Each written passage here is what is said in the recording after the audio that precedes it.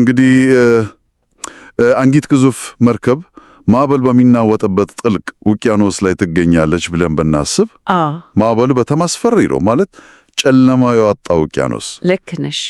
እና መርከቧን ከአለቶች ጋር ተላትማ እንዳትሰበር የሚጠብቋት ብቸኛ ነገር ወደ ጥልቁ የተጣለው ያ መልህቅ ነው። እኛ መልህቁን በዓይናችን ላናየው እንችላለን፣ ምክንያቱም ከውሃው በታች ጥልቅ ስፍራ ላይ ከጠንካራ አለት ጋር ተቆራኝቷልና። ምክንያቱም ከስሩ ያለው በትክክል ግን በመርከቧ ላይ ያሉ ሰዎች ይሄን መልህቅ ስለማናየው ምናልባት የለም ማለት ነው ብለው ቢያስቡ ያ በጣም አደገኛ አስተሳሰብ ነው የሚሆነው እኮ።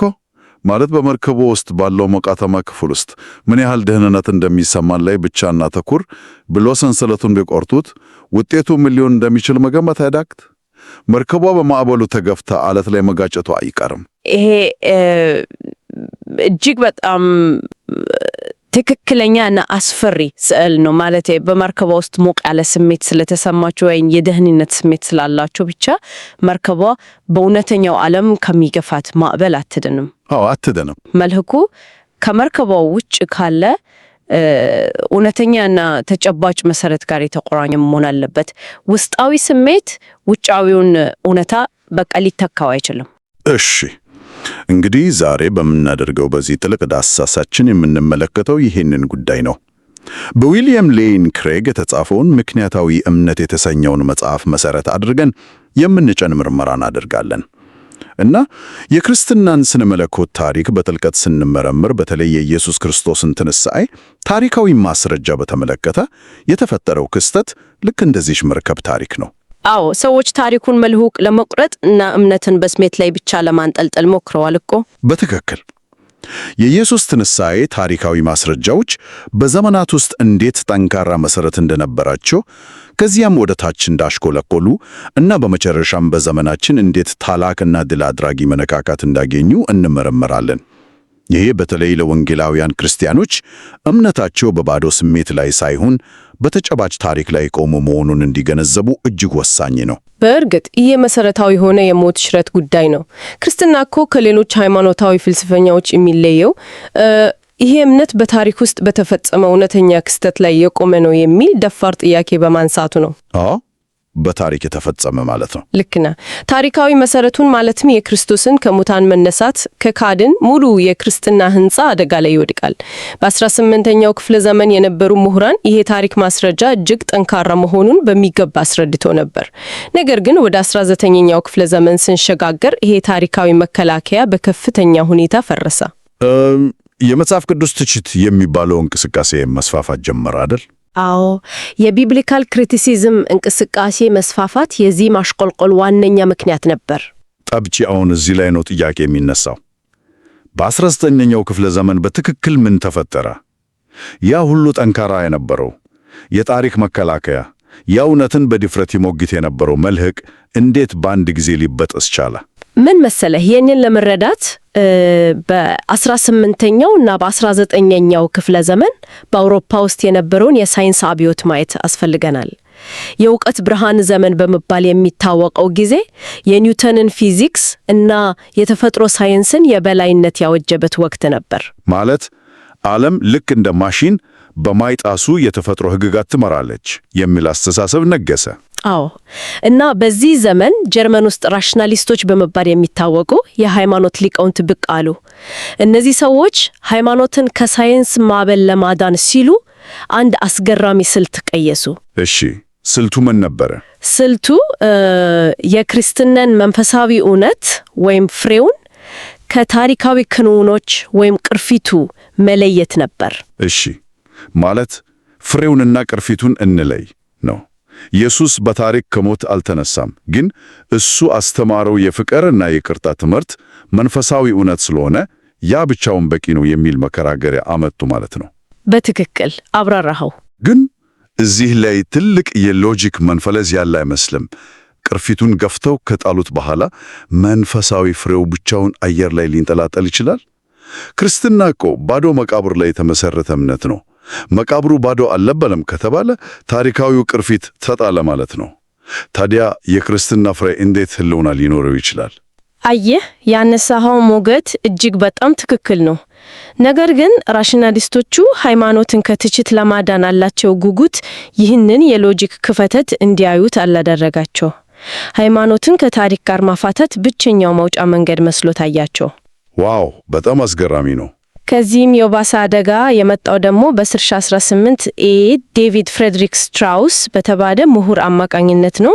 ከሱ በፊት የነበሩት ተቺዎች ደቀ መዛሙርቱ አስከሬኑን ሰረቁት ወይም ደግሞ ኢየሱስ በመስቀል ላይ ራሱን ስቶ ነበረ የሚሉ ደካማ ክርክሮችን ያቀርቡ ነበረ። እነሱ የቆዩ ክርክሮች ናቸው። ስትራውስ ደግሞ ምን አዲስ ነገር አመጣ?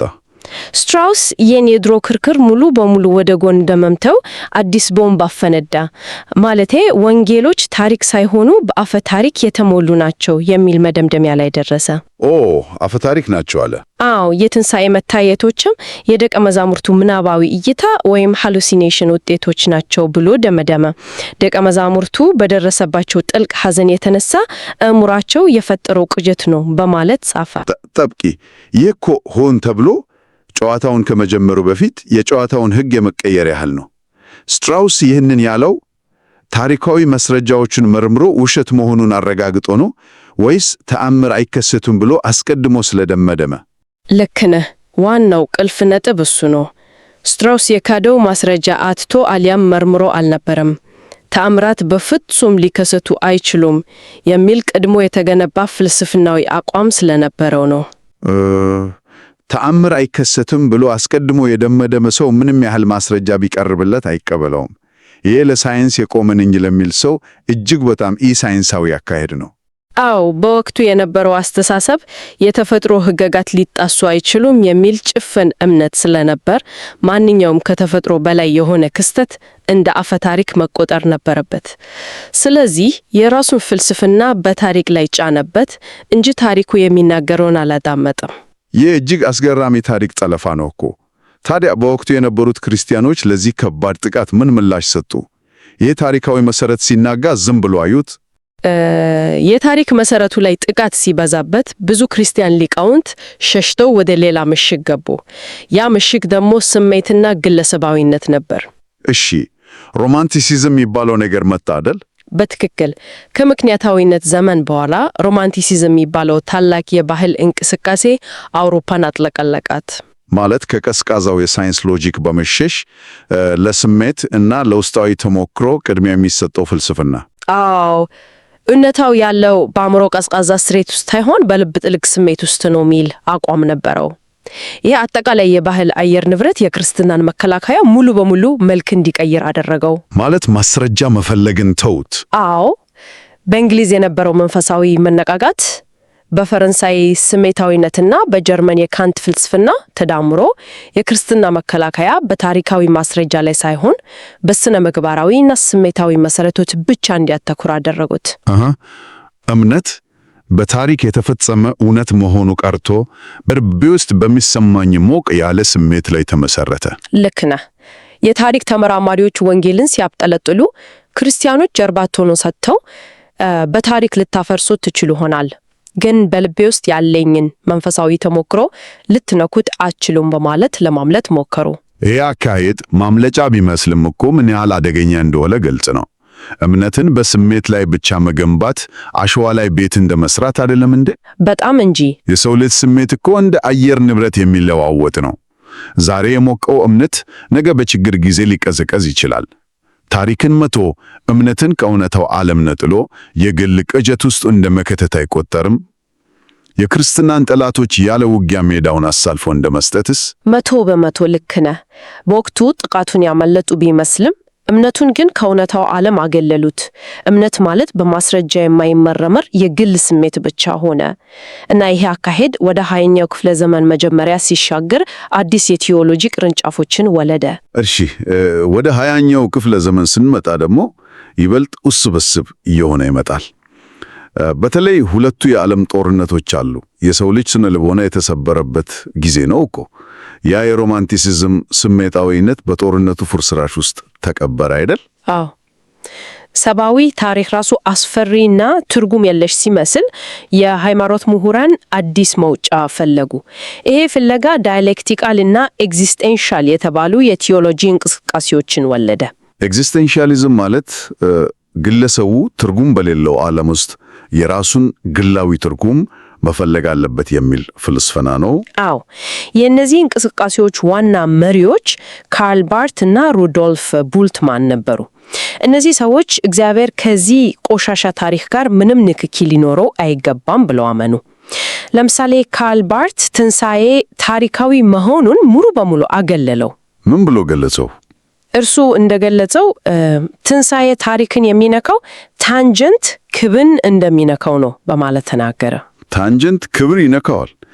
ይሄ የሂሳብ ቋንቋ እኮ ነው። አዎ፣ ዘይቤ ነው ማለት ታንጀንት ከክቡ ውጭ ሆኖ ክቡን በአንዲት ነጥብ ላይ ብቻ ነክቶ የሚያልፍ ቀጥተኛ መስመር። ያ ማለት ትንሣኤ ከእውነተኛው የሰው ልጅ ታሪክ ውጭ የሆነ በውጭ በኩል ብቻ ነክቶ የሚያልፍ ነገር ነው ማለቱ ነው። በትክክል አብራራው። ባርት ትንሣኤን ከተራውና ሊመረመር ከሚችለው የታሪክ ሂደት ነጥቆ አወጣው። ታሪክ ተመራማሪ ሊመረመረው ማይችለው ከታሪክ በላይ የሆነ የላቀ ክስተት አደረገው። ዋው! ቡልትማንስ ምን አለ?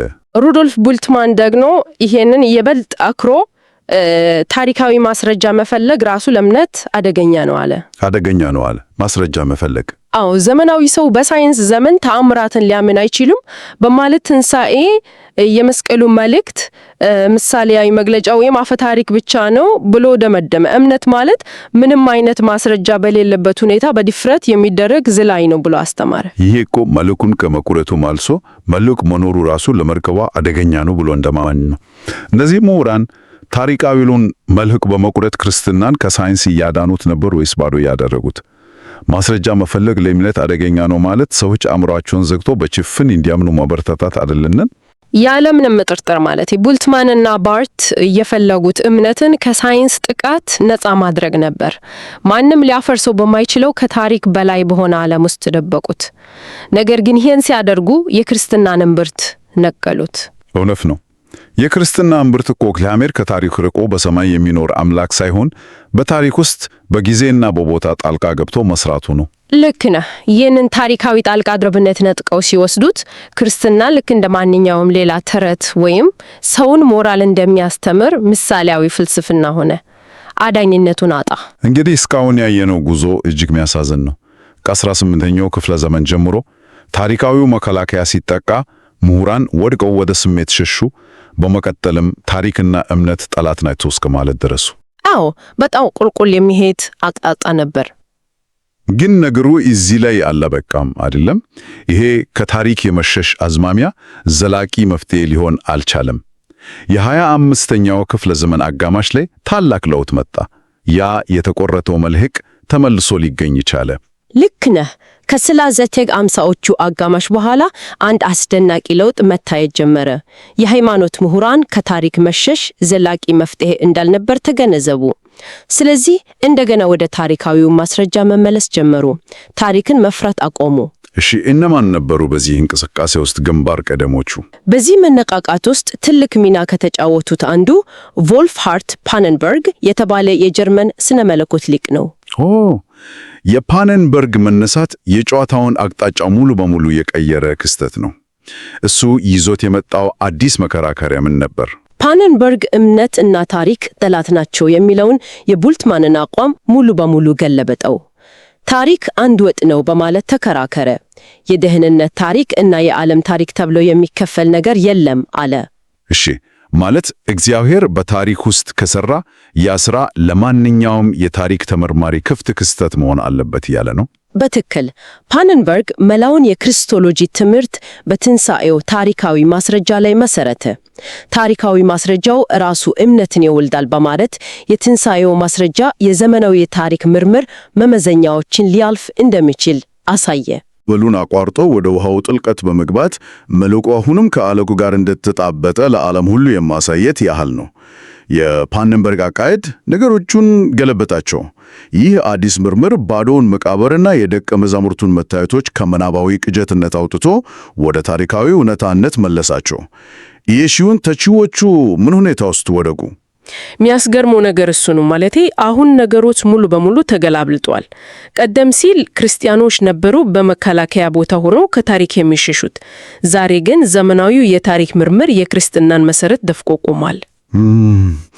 ተቺዎች ናቸው መከላከያ ላይ ወጉት። አዎ፣ የትንሣኤውን ታሪካዊነት የሚክዱ ሰዎች አሁን በመከላከያ ቦታ ላይ ወድቀዋል። ምክንያቱም ዛሬ በታሪክ ምሁራን ዘንድ ተቀባይነት ያገኙ 3 ታላላቅ እውነታዎች አሉ። እነሱ ምንድን ናቸው? አንደኛ፣ የኢየሱስ መቃብር ባዶ መገኘቱ። ሁለተኛ፣ ደቀ መዛሙርቱ ኢየሱስ ከሙታን ተነስቶ እንደታያቸው በጽኑ ማመናቸው እና ሕይወታቸውን አሳልፈው መስጠታቸው። እሺ፣ ሶስተኛውስ? ሶስተኛው የክርስትና እምነት መነሻው አይሁዳዊ ሆኖ ሳለ በድንገት ከሙታን መነሳትን ማዕከል አድርጎ መነሳቱ። እነዚህን እውነታዎች ያለ ትንሣኤውን ለማብራራት ተቺዎች እጅግ ይቸገራሉ። ማለት አስከሬኑን ሰረቁት ወይም ቅዠታዩ የሚሉት ማብራሪያዎች ውድቅ ሆኑ። አዎ፣ ከዘመናዊ ሳይንስ እና ታሪክ አንጻር እጅግ በጣም ደካማ እና አሳማኝ ያልሆኑ ሆኖ ተገኝተዋል።